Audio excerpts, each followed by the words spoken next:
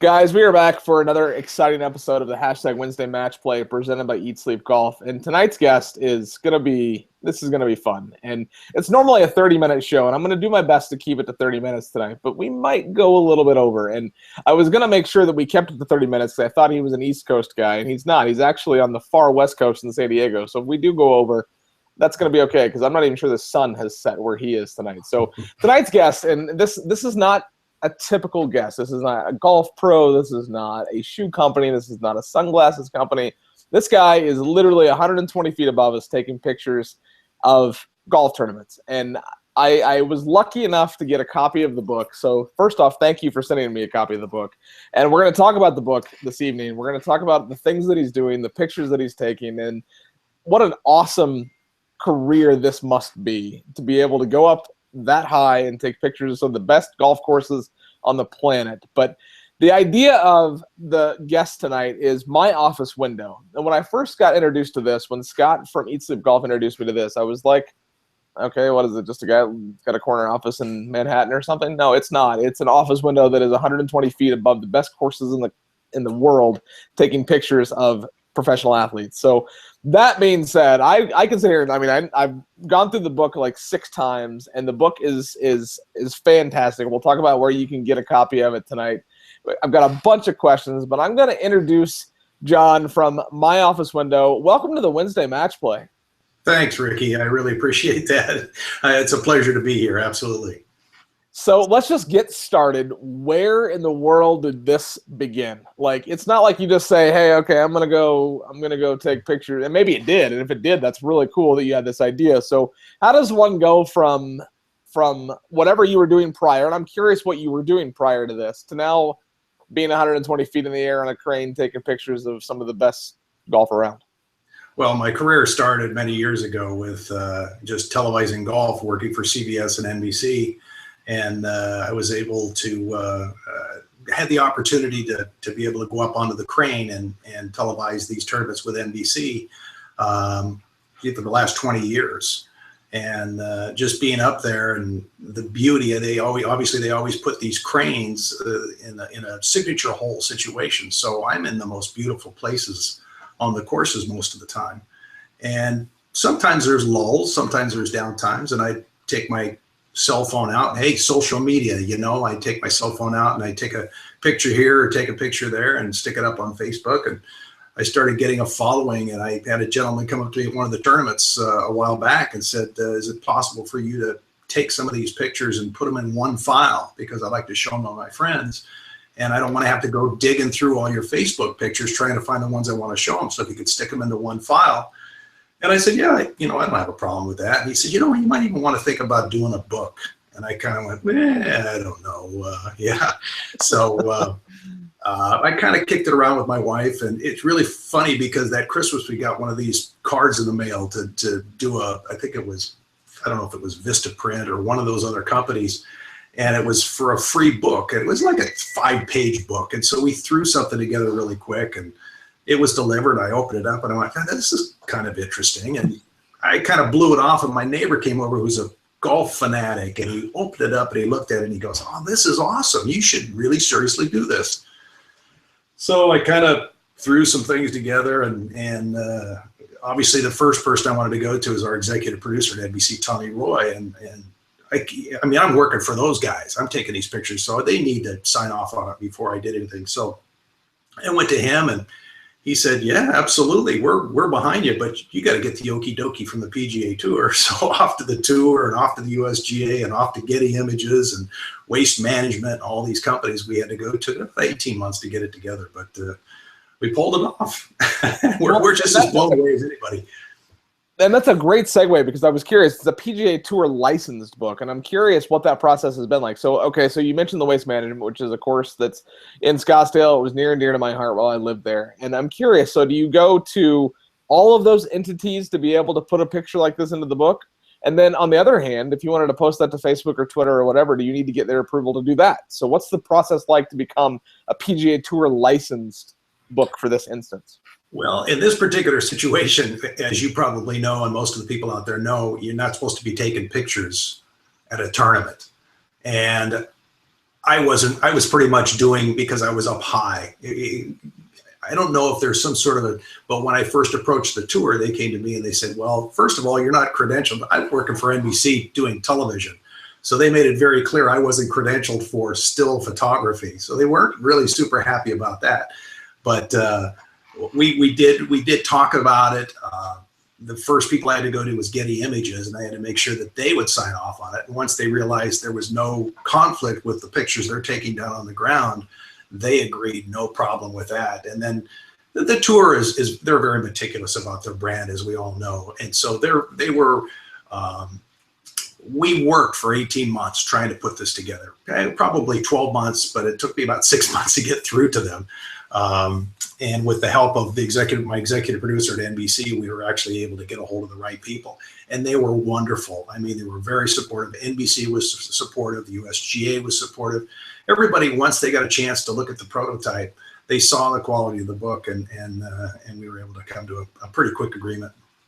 That is awesome, good, and I'm not gonna say her name, but and we'll talk about this offline. But there is a certain golf blogger who has been on an episode of this show in the past who understands the wrath of the PGA Tour and still photography, and you might even know who I'm talking about. So, it's interesting that you say that, though, that they were to the brand perspective, they are so very strict on their brand guidelines, and I almost feel like they're a little bit far behind.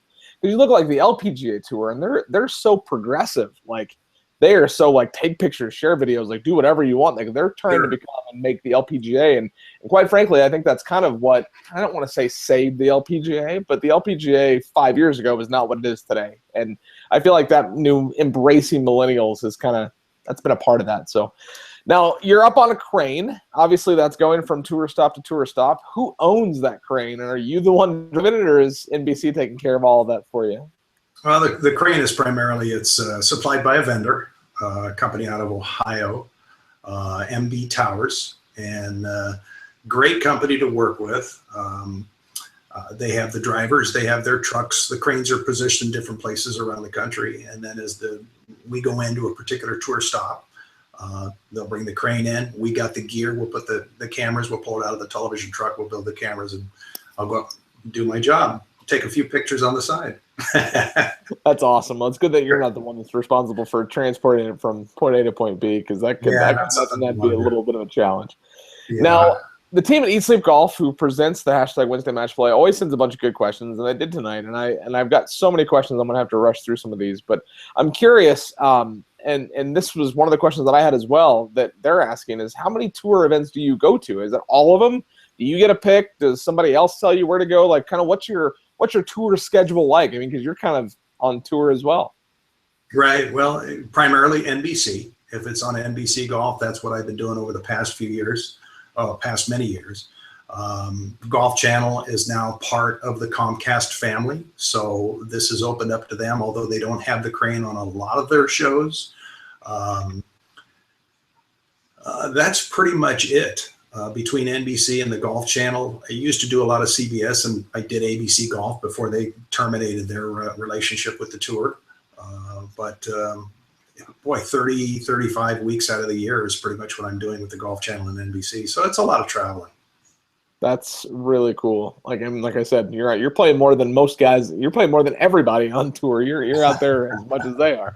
And the one guy that just teed it up this week that I don't even know if anybody else is playing in that tournament. And we're going to talk about him in a little bit towards the end of the show. But he's like pretty much the only thing in the news right now, and he plays about 6 times a year. So you're doing better than he.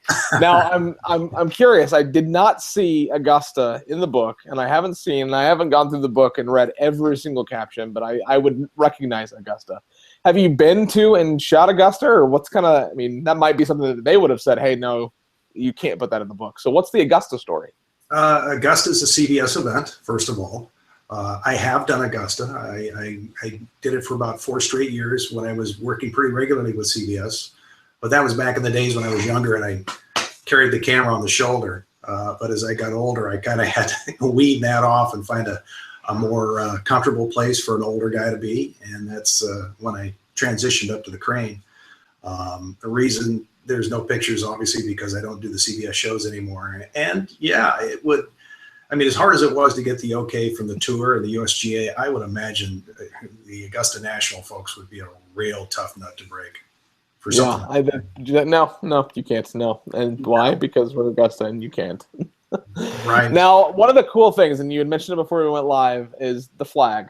Tell me what the history behind Old Glory is, and why you fly that, and some of the reaction that you've had from what you were saying. Some of the guys on tour just like to see where the wind's blowing. Right. Well, it was kind of a strange situation. We were getting ready to do a tournament shortly after 9/11, and gentlemen, there were flags flying everywhere back then. They were all over the course. You know, patriotism was just really cranking high. And one of the course workers came up to me and asked me if I would fly the American flag up on my tower that day, and I was honored. I mean, I couldn't say yes quick enough, and so ever since then, the very same flag has flown with me every time I go aloft. It kind of in tribute to the 9/11 situation.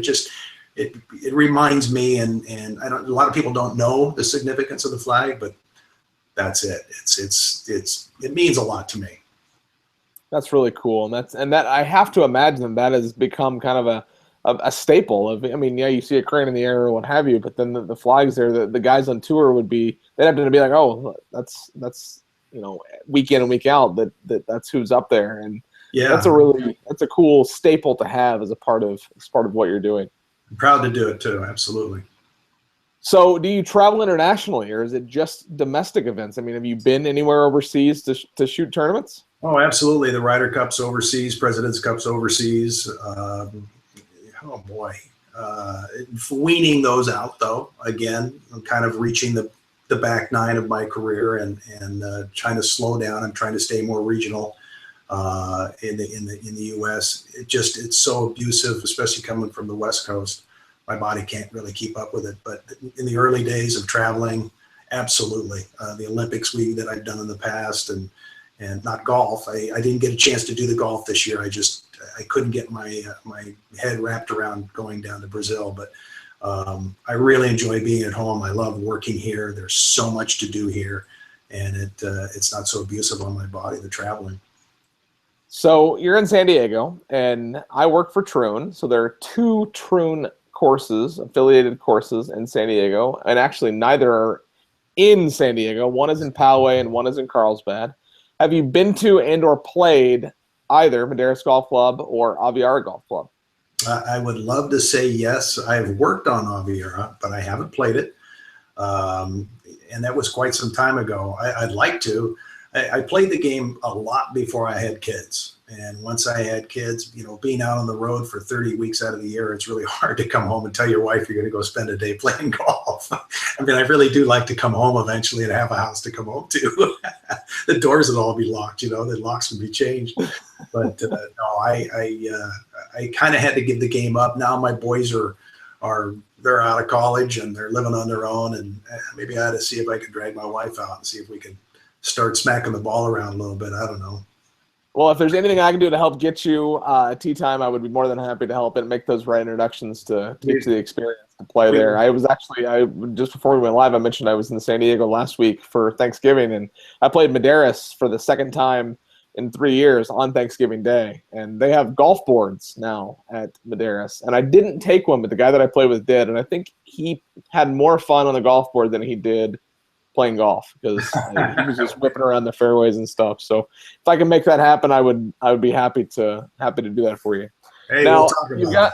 Yeah, absolutely. So you've got the book, and this is just going to pretty much follow me everywhere I go, so I can point and be like, look, I've been there, and I've birdied that hole, and I've doubled that hole. And this guy took better pictures of it than I could have on my phone, mind you. Now, Eat Sleep Golf wants to know any plans on a second book, and I would have to think that it would be really easy to just crank these out. I mean, I don't know what the process is of going to creating the book, but any plans for a second one? That's a good question. I get that asked a lot. The unfortunate part is, if you look at the schedule with NBC and the Golf Tour, we go to the same places every year.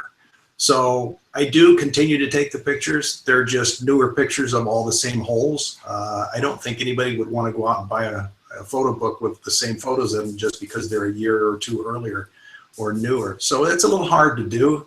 Also, the amount of work involved, just getting the approval on it was, it was 18 months of pretty hard work putting it together.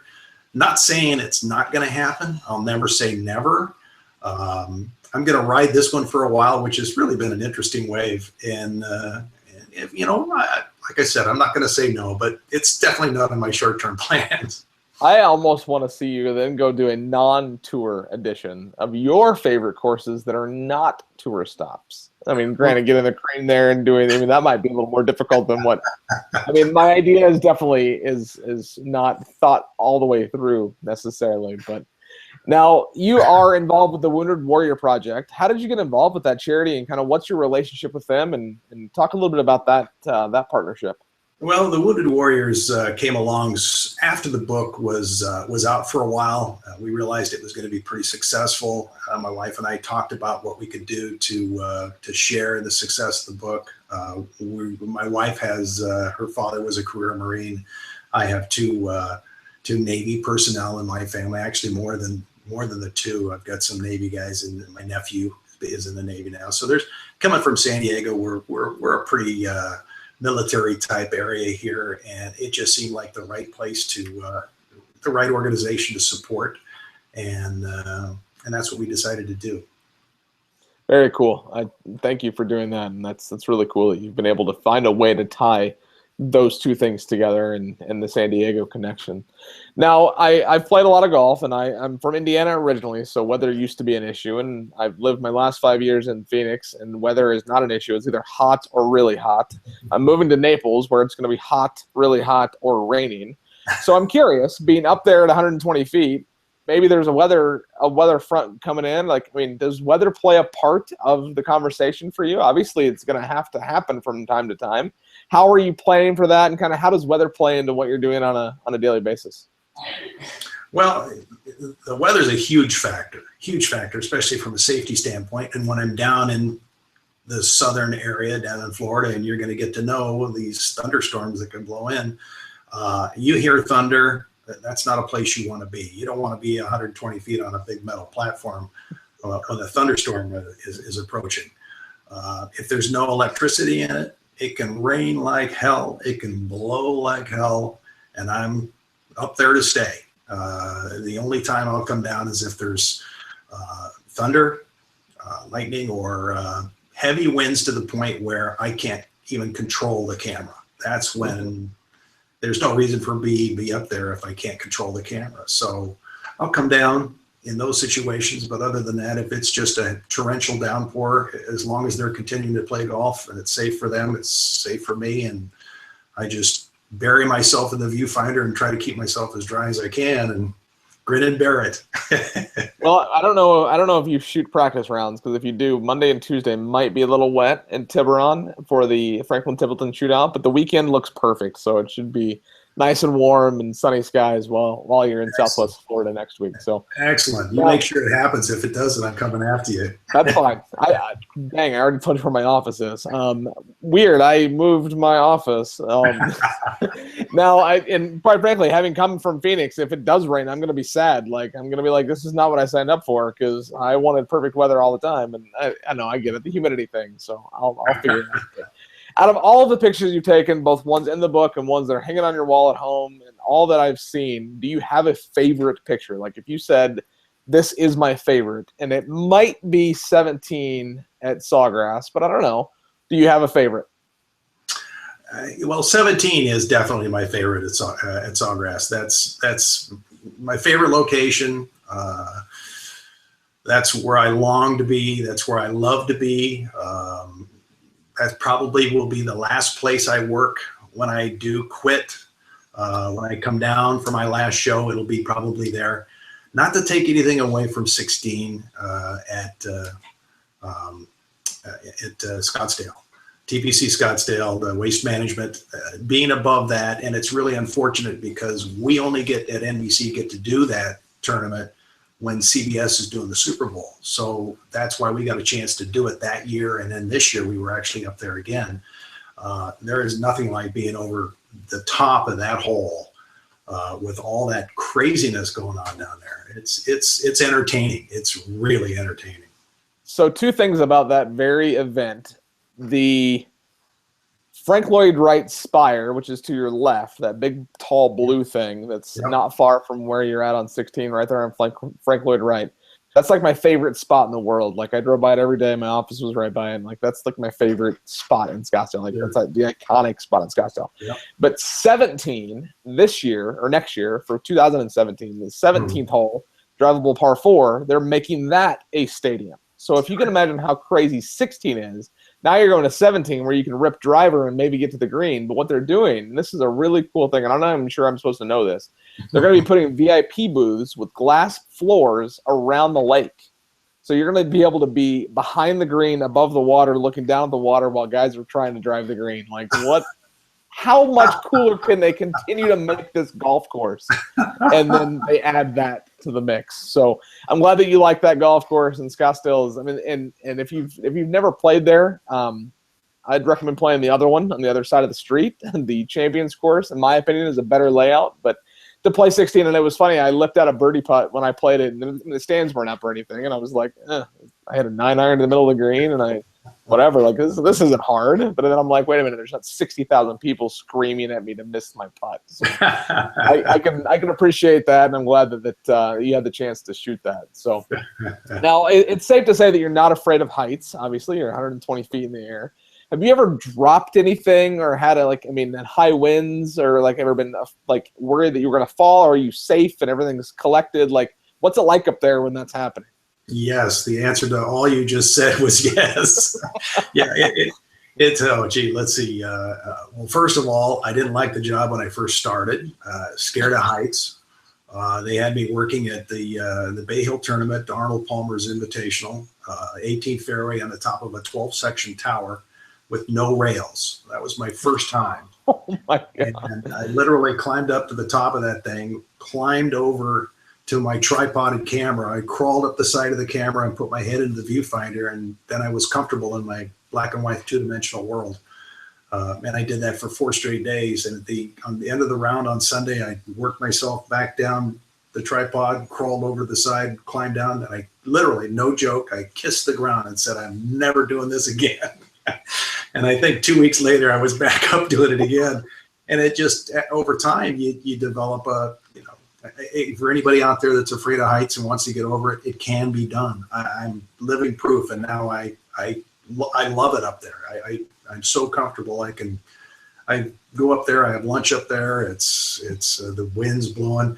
When I'm working down in your neck of the woods where it's really hot, or in Scottsdale, both, you always get a nice breeze. So it's the most comfortable place to be too. So I do enjoy my job. I really do. It's a pretty awesome place to watch golf.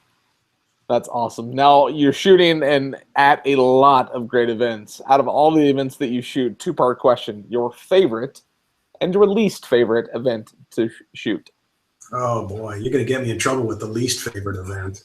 The favorite is obviously the Players, or any Open. Those are always fun. Ryder Cups. That's the Ryder Cups and the President's Cups. They're just so exciting. They always put NBC, like this year, they had me right off the first tee. And when I first started doing this, in fact, a lot of people at home don't realize this, but the Ryder Cup's a little bit different for camera guys like myself, because we don't get a chance to really rehearse what the balls are going to look like when they're hit off the tee. And the Ryder Cup is really intense because I'm on the first tee. So on Thursday morning, when they're going out for the first round and the sun's just coming up, and I don't know what that ball is going to look like coming off the tee. And there's a lot of stress, man. There's pressure. You've got millions of people that are looking through my lens. And that's my job, to follow that ball coming off the tee. And fortunately, the last couple of Ryder Cups that I've done, we've actually been able to go out early enough on the rehearsal days and get everything set up to where I've actually been able to rehearse and build what I call the confidence. Following a golf ball, a lot of people ask me, what's the trick to following a golf ball? And I always say it's 80% confidence and 20% ability. And that confidence level is so important. So lately with these rehearsals, probably one of the highlights of my career, I'd probably have to say maybe the highlight of my career was the last Ryder Cup first tee. everybody going nuts, and knowing the comfort factor that I'm going to be able to see the ball, I felt really, really comfortable with it. So I could kind of sit back and really just enjoy the moment, which I've never been able to do before. I've always been really tight and, you know, concerned about it. But this was an entirely different feeling, and it was really cool. I really got a chance to just enjoy it. So that's so awesome. Yeah. If you ever shoot my drives, they go this way and they go this way and they go this way, and one goes this way, but then this way. And it's all over the place. Oh yeah, I had one ping off the bottom of my cage. Dustin Johnson down at Doral about 4 years ago. You can look it up on YouTube. It's actually on there. Dustin Johnson hits camera tower. The ball was coming. It was coming right at me, right off the tee at 18. I'm gonna look that up, and I'm gonna put that in the description of this video. That's awesome. It was. Now, then I want him to, like, having done that, then to, like, get the ball and sign it and give it to you and be like, sorry that I almost made you fall out of a 120-foot stoop. Like, I mean, I would hope that he's, you know. I don't think he was too happy because it hit the cage and it kicked over into the first fairway. Now, in the book, and we talked about this a little bit before we went live, and I'm still not going to be able to accept it, but these photos were shot on a phone. So it's not an iPhone, and I'm still going to let you talk about it, even though I'm an iPhone fanboy. You used a smartphone for these. I need to either up my phone camera game, or I need to get a Samsung, because that's crazy that these came from a phone. So talk a little bit about that as I flip through these and am impressed continuously of your abilities. Well, like I said, it was, it's all about social media, and I was just popping out my Samsung. Actually, it was a GS3 for a majority of those pictures. Now I've got my GS5, and I have a 7 on the way. In fact, I think it's coming tomorrow. But my battery in this one is going down. So to make you happy, I've actually transferred over to an iPhone temporarily. That's a real hard adjustment to make, by the way. But yeah, the camera in this thing, especially the 5 and the 7, is supposed to be even better. And I have to really, I got to credit Samsung too, because they really are a partner in this thing. Not only did they devise this wonderful product for me to take right out of my pocket and go up and take these spectacular pictures, but they also jumped on board with me when they saw the book, and they helped finance the printing. So they are a sponsor, so to speak, with regards to the book, and they got a little plug in the front of the book about the fact that it was all shot with my Samsung Galaxy smartphone. They made sure I say it correctly. But now I'm noticing that this one has, from the Honda Classic, PGA National, your camera is in the photo, and that's really cool.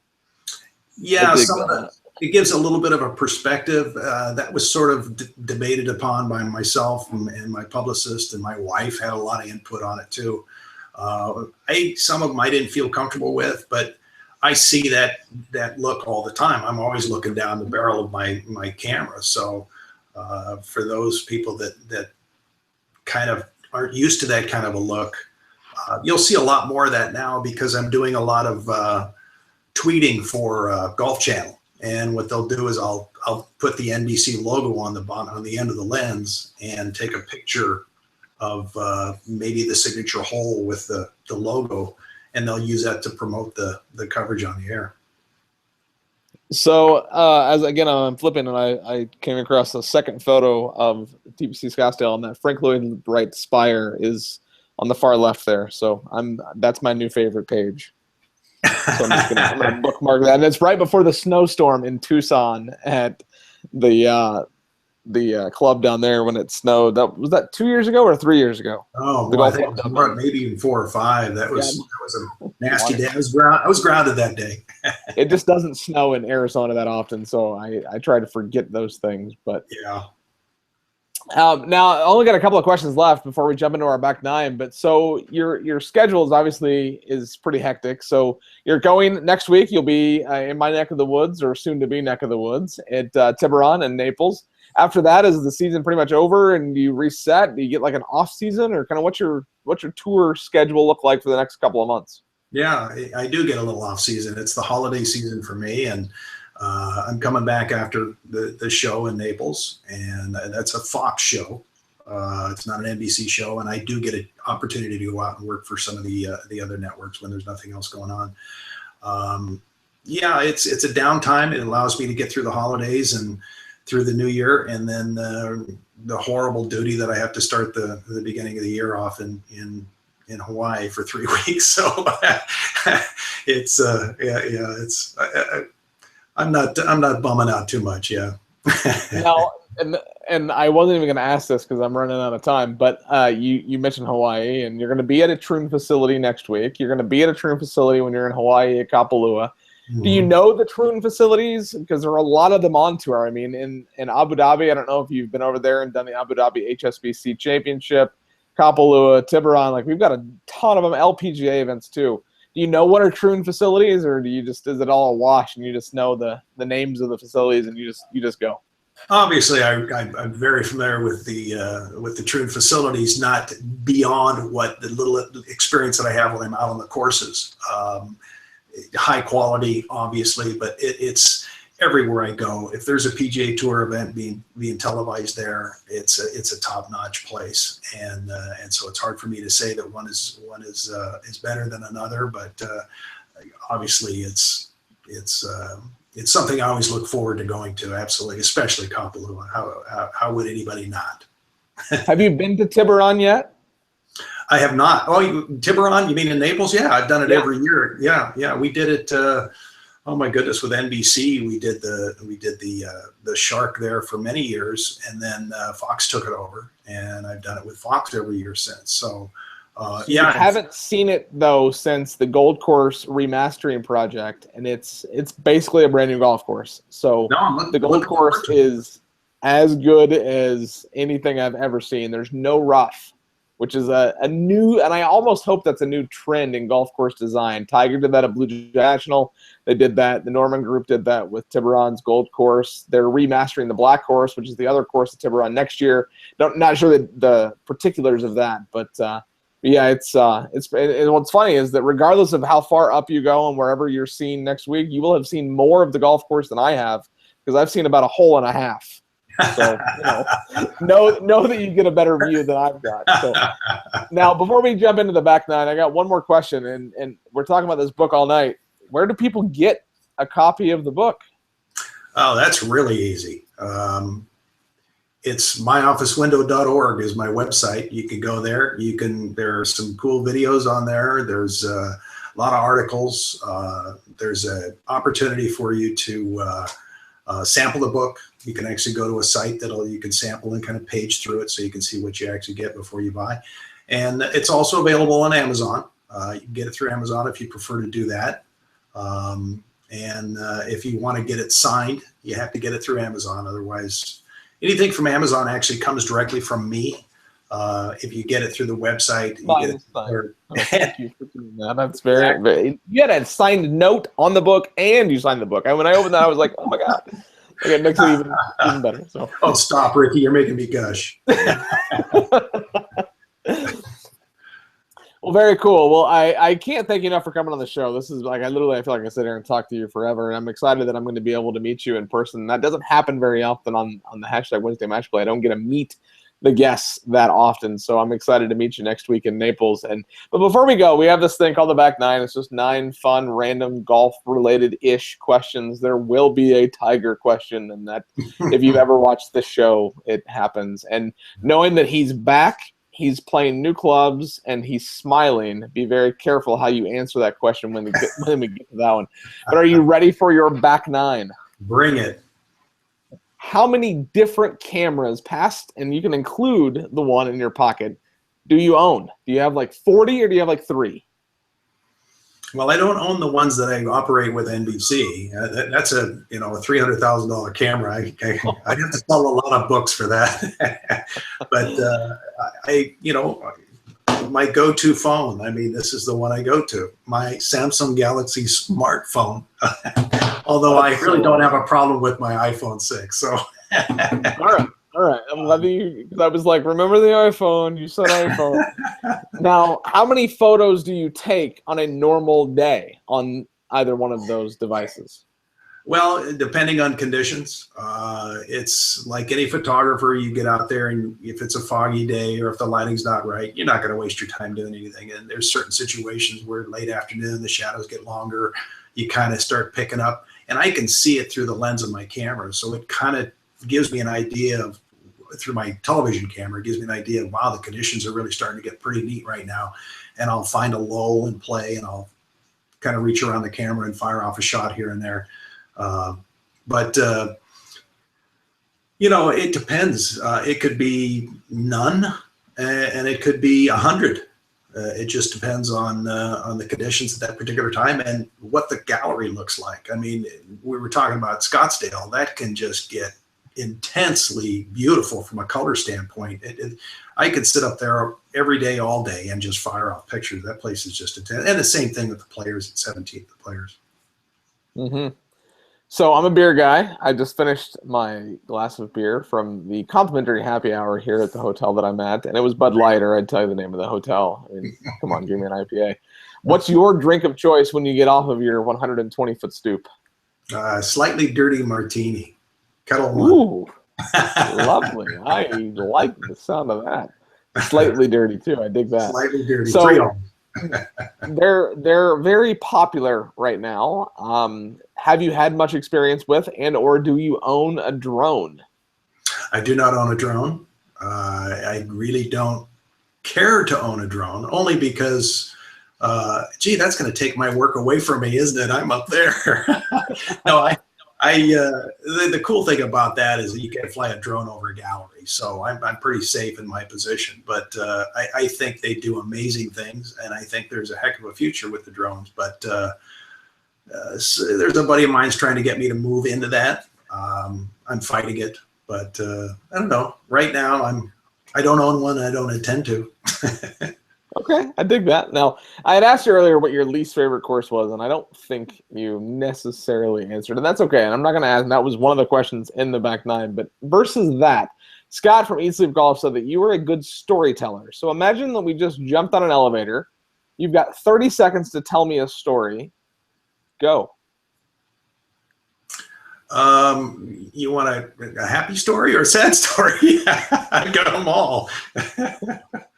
Surprise me. Put me on the spot. Well, let's see here. Probably one of the real highlights, and you'll like this because it involves your favorite player of all time, Tiger. Okay. Tell away. Take as much time as you need. Well, it was I mean, most people know it as the better than most. What a great memory. Well, I was 120 feet above that at the Players Championship. When was that? It was back in. Let's see here. I think I noted it down here. Oh my God. The Players. Oh, it was back in 2001. 2001. Tiger. I had a 60-foot triple breaker, I think it was. And it just creeped. The gallery was like, you could hear a pin drop. It was absolutely, and it went from dead silent to just absolute chaos. That was a moment that I will never forget. The energy level that just took off. Again, one of those moments at the Players that just I will remember forever. Yes, and I wish that we could just end it right there because that might be one of my favorite memories of Tiger. And I mean, and how good for Nike because that ball lands and it right before it makes its final revolution into the cup, it's the Nike swoosh. And I'm like, really? Like you couldn't have planned that better. There might have been a magnet in the ball, and Nike was like, "Oops, stop there." Yeah. And now we can let it go into the cup. Yeah. So the prints, like you've obviously got some. You got one hanging behind you on the wall there. Do you sell the prints? I do not sell the prints. No, that was part of the agreement that I made with the tour. It's strictly the book. I did get approached by somebody that wanted a print of the 17th, and I went to the tour and asked them if they would make an exception, and they did. They were very kind. But I don't like going back to the well. It's the book is kind of stands on its own, and I really don't have I forgot that was back there. But yeah, there is a picture of 17. I was like, it's right there. Well, actually, that was a picture that was taken quite a while ago. That's actually an issue of Sports Illustrated that they used one of my pictures in the magazine, and it's under an article called Weird World. They kind of did a story on my life up there, so that my wife kind of framed it and stuck it in my office here. So nice. I don't know, kind of cool. So, do you get to play these courses, or do you just show up, shoot, and leave? You ever get the opportunity to play them? Yeah, we used to, but now that you have Golf Channel and NBC, and they're combining it together, and we're on the air at 8 o'clock in the morning or 10 o'clock in the morning, and we're on the air till 6 o'clock at night, you're done with golf. I mean, you're on the air for 7, 8, 10, 12 hours. It's, yeah, I'm ready to go have my martini and call it a day. I dig that. So no, I don't get a chance to play much at all anymore. Depending on how you answer this, I might have to go have a martini myself. Now, as we all know, and it's impossible to have ignored it or missed it, and I feel like if he eats a meal, he's breaking news. But Tiger is back. I saw a thing today, a meme that said it was Tiger holding his back, and it said Tiger's back, like haha, and then it said hashtag too soon. Yeah, it is too soon. But Tiger is back now. Do you think he breaks Jack's record? Why or why not? I don't think he will. I think the drive is there. I'm not quite sure the body is there. He pushed himself to such an extreme that, and this is my perspective, believe me, I think he pushed himself to such an extreme, and he played at such a high level for so long. And his expectations are so demanding, and they're so high. I'm not quite sure the body's going to be able to get him back there, and I think the frustration may kick back in again. I was right with you for all those years, man. I thought he was going to wipe that record out, and unfortunately he didn't. And I'm still plugging for him, you know. But to answer your question, I'd have to say it's going to be a really tough job to do. He did say yesterday that he wants to play competitive golf for at least another decade, but he made the caveat that if his body holds up. So right. To that point, now I don't like your answer, but because you were able to explain it with the health, I will allow it for this particular case. And your final question of your hashtag Wednesday match play is, what's next? I mean, past going down to Naples and shooting an awesome golf course down there, and what's next for my office window? We're just going to keep plugging away. I know that we talked about where it's available. I didn't mention, by the way, that as soon as we get off this little air thing here, I'm going to spend the next 2-3 days discounting the book half off. It's the Wednesday match play half off deal. So you can get that through the website. So anybody's interested in getting it, you can get it for the next 3 days at a half off. Through the weekend. We're going to do it through Sunday. So that'll be good. And other than that, I'm going to enjoy the holidays with my family and gear up to start 2017, hit the road running, doing the hula dance through the Hawaiian Islands. Yeah, you're so upset about having to go do that hula dance. Yeah, I'm going to have to take my wife along with me too. So, oh, darn. There's a violin playing. It's the smallest violin in the world, and I don't feel a bit sorry for you. Now, granted, I'm moving to a place that's called the Paradise Coast, so I can't be too upset, but you are going to the Paradise Coast and then going to Hawaii. So I feel a little not at all bad for you. So, hey, thank you so much for coming on the show. This was fantastic. I have no idea how long we talked, but I just couldn't stop asking questions. So I appreciate your time and spending the evening with us here. I'll make sure that I get both this link and the promo for the half off book posted to the Google Plus Golf community. I'll even pin it to the top. We've got about 23,000 active members there, so I'll make sure that the right people see that. Eat Sleep Golf gets it. They share it all over the place. So I will make sure that as many people that can sees this. It'll get posted to Facebook and Twitter and all of those fun places. And I can't thank you enough for doing this. I look very much forward to meeting you in Florida next week. And as always, on the hashtag Wednesday match plays, you have to remember to eat, sleep, golf.